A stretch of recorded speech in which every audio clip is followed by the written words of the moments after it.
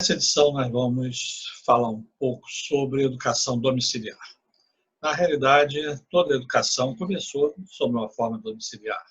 Nós temos aí toda a história que mostra que a educação ela veio antes de nós termos estabelecimentos de ensino. Então, nós temos historicamente, a educação que foi desenvolvida nos lares, nas famílias, e mais tarde é que vieram através da criação dos mosteiros e outros estabelecimentos, até consolidar o modelo atual que nós temos da educação predominantemente escolar.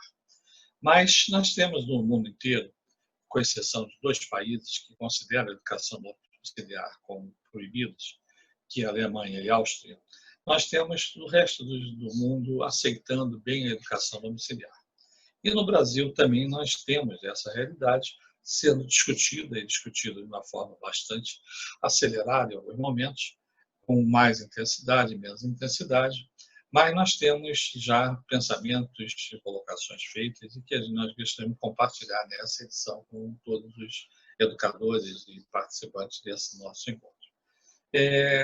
A educação domiciliar, na realidade, ela se faz de uma forma mais livre, ou seja, você não tem a obrigatoriedade de estar vinculado a uma escola. Esse é o modelo. Outros países fazem com que é possível, mas tenha que ter uma vinculação a uma determinada escola.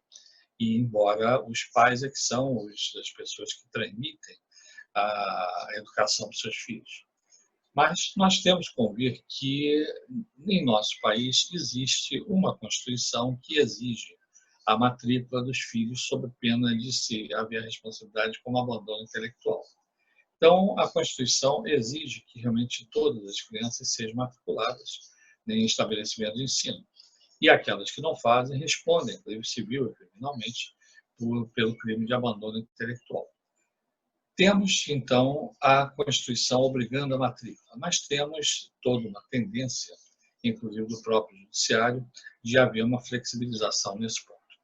Uma das questões que foi objeto de questionamento da Justiça foi exatamente levantada por famílias que levaram à discussão sobre o direito de educar seus filhos pela própria diretriz estabelecidas por eles mesmos. Existem diversas razões que não vamos discutir aqui, mas são razões justas e que permitem exatamente essa adoção de procedimentos por parte dos responsáveis pela formação das crianças, dos jovens, dos adolescentes. E a discussão começou a surgir por essa pressão do Ministério Público para que as pessoas matriculassem, essas famílias matriculassem seus filhos. O assunto chegou inclusive ao Supremo, e o Supremo decidiu que não é ilegal, mas não tem lei que normatize. Então, remeteu o assunto ao Legislativo, e o Legislativo tramita, inclusive, com um projeto de lei, tem mais de um projeto de lei tramitando, tem um que foi já de algum tempo atrás, apresentado por um deputado, já tiveram outros anteriormente que foram arquivados por razões diversas, mas nós temos um projeto de lei que tramita nessa direção, de alterar a LDB para permitir a educação domiciliar. De outro lado, existe também, principalmente no ano de 2019, o governo federal resolveu mandar uma medida provisória para o Congresso, e só não chegou a encaminhar como medida provisória porque acabou sendo, a opinião pública pressionou e transformou aquela medida provisória em projeto de lei. E esse projeto de lei tramita, está na Câmara, hoje está tudo atrasado em termos de votações que não sejam emergenciais, mas nós temos um projeto de lei para ser analisado, apensado ao projeto antigo da educação domiciliar.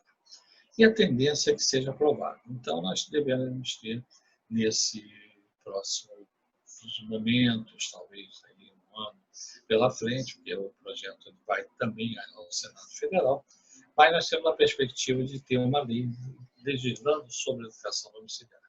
Então, nós temos, assim, o ponto de vista do Judiciário, temos o ponto de vista do Executivo, do atual Ministério da Educação e do Ministério da Mulher, que também tem abocado a ele essa missão de encabeçar o projeto, e temos a visão, que é a visão do judiciário. Então, os três poderes, executivo, judiciário e legislativo, convergem nesse ponto. Agora, a grande questão que existe é por parte, inclusive, dos educadores, dos dirigentes das instituições, que, a princípio, manifestam posições bastante divergentes. Então, nós temos dirigentes que entendem que é uma perda de espaço quando você tem educação domiciliar.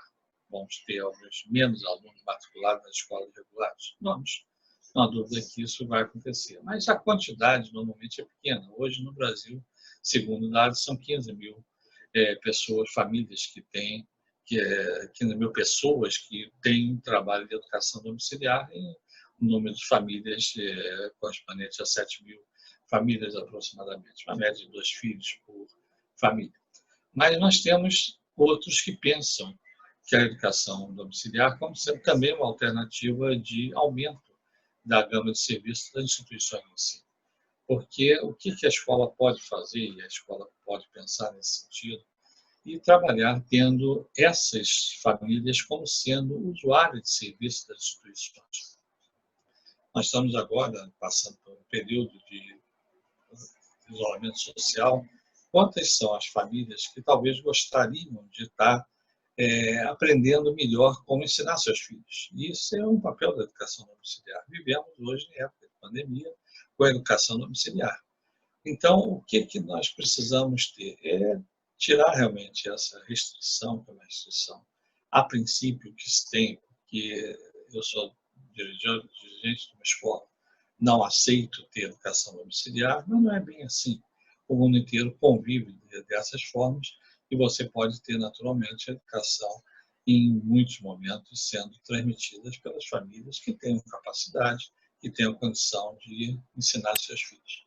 Então, o que nós queremos realmente colocar nesse processo é uma análise, uma avaliação nesse aspecto da educação domiciliar. Não queremos colocar um ponto de vista pessoal, porque esse ponto de vista pessoal poderia induzir a determinados entendimentos. Mas, como institucional, nós queremos realmente colocar que achamos importante a educação domiciliar que venha a somar esforços. Quanto mais educação tivermos, melhor para o nosso país, melhor para os jovens, melhor para os adolescentes, melhor em tempo para toda uma sociedade.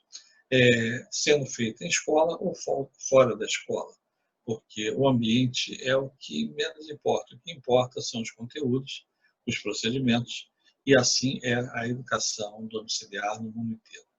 Essa tem outras terminologias, tem conceituação, e no documento, no estudo que elaboramos, tem inclusive um conjunto de informações, subsídios que poderão aprofundar, permitir análise por todos aqueles que querem conhecer melhor o que é educação domiciliar.